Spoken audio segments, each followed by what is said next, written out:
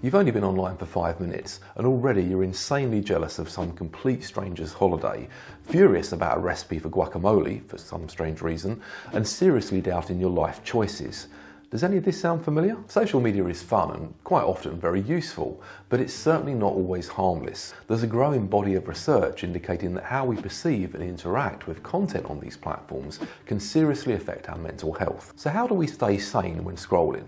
Well, the key is to learn to spot and avoid 5 common psychological traps that we can all too easily fall into when using social media.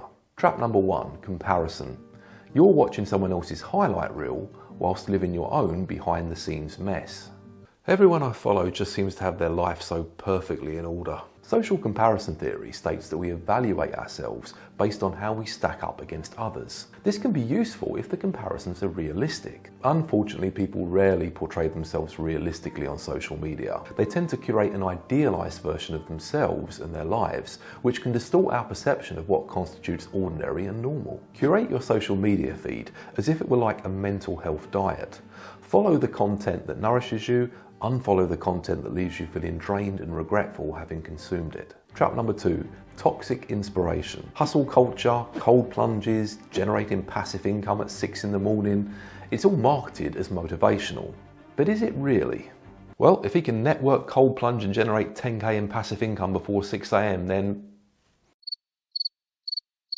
self-discrepancy theory explains that we often feel anxious, guilty, or even ashamed when we perceive a gap between our actual selves and our idealized selves, i.e. the version of ourselves we think we should become.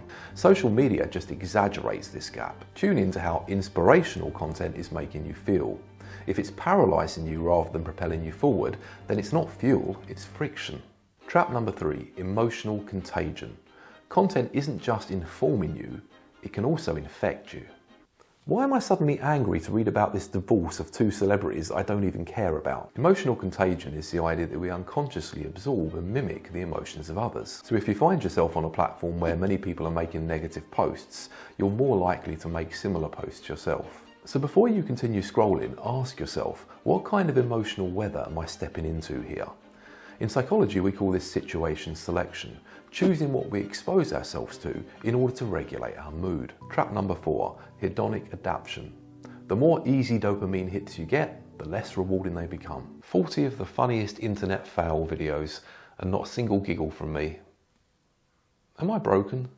Incentive salience theory explains why we sometimes continue to watch things that we no longer find particularly satisfying. Social media taps into our brain's reward system, creating strong wanting responses for a stimuli, even if our liking of that stimuli starts to tail off.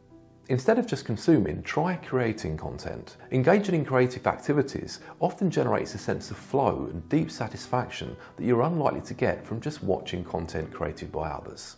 Trap number 5, the feedback loop. Post and feel exposed. Don't post and feel invisible. Either way, your self-worth gets tied to feedback. Maybe the algorithm isn't ignoring me. Maybe it's just socially anxious. But it's not ghosting you. It's curating your irrelevance.